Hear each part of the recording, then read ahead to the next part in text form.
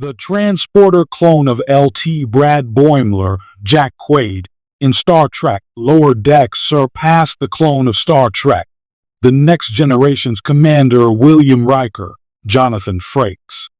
Brad's clone, Captain William Boimler, was the result of a transporter accident in Lower Decks Season 2, soon after Brad transferred to the USS Titan. While Brad returned to the USS Cerritos, William remained on the Titan. Before long, however, Section 31 faked William's death and recruited him to their shadowy Starfleet intelligence organization. This was the last viewers saw of William until his return in Star Trek Lower Decks Season 5. LT. Thomas Riker was discovered in Star Trek The Next Generation Season 6, Episode 24, Second Chances, after the USS Enterprise D visited Nervala 4. Thomas had been stranded on the planet for 8 years after a transporter malfunction, and he and Commander Will Riker immediately clashed. Thomas decided to leave the Enterprise and join the crew of the USS Gandhi. His Starfleet career was short-lived, however. Thomas's one appearance in Star Trek Deep Space Nine revealed that he had defected to the rebel group known as the Maquis. He then stole the USS Defiant and was later sentenced to life imprisonment in a Cardassian labor camp, as seen in the penultimate episode of Star Trek Lower Decks Season 5. William Boimler's career has already exceeded that of Thomas Riker. After being recruited by Section 31, William quickly rose through the ranks to become a captain. He was then given command of the Defiant-class starship Anaximander and put in charge of a vital mission to investigate strange quantum fissures that had been popping up throughout the galaxy. With his crew of interdimensional castaways, Boimler discovered the true culprit behind the creation of the rifts and ultimately helped save the multiverse.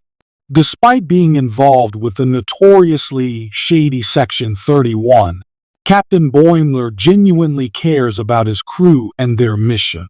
When Boimler discovered that an alternate universe Captain Lily Sloan, Alfred Woodard, had inadvertently been causing the rifts, he immediately realized that she and her crew were just a different type of federation. Unlike Thomas Riker, William still believed in Starfleet's mission, and he had complete faith in the USS Cerritos and its crew. In a short amount of time, William Boimler achieved far more than Thomas Riker ever did, up to and including saving the entire multiverse.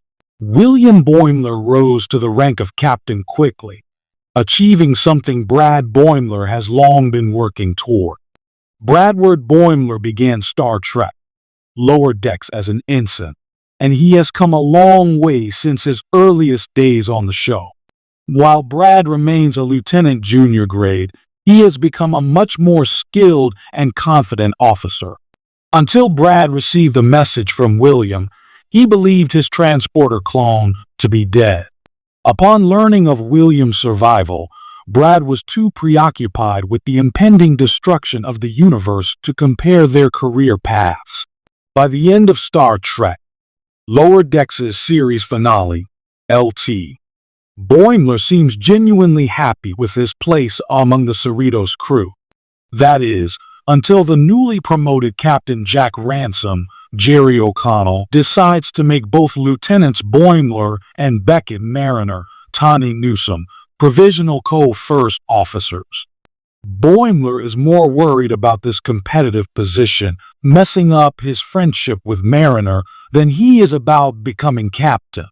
Like many of Star Trek Lower Decks' characters, Brad Boimler has found his home on the Cerritos, and by all accounts, seems poised to make a fantastic Starfleet captain one day.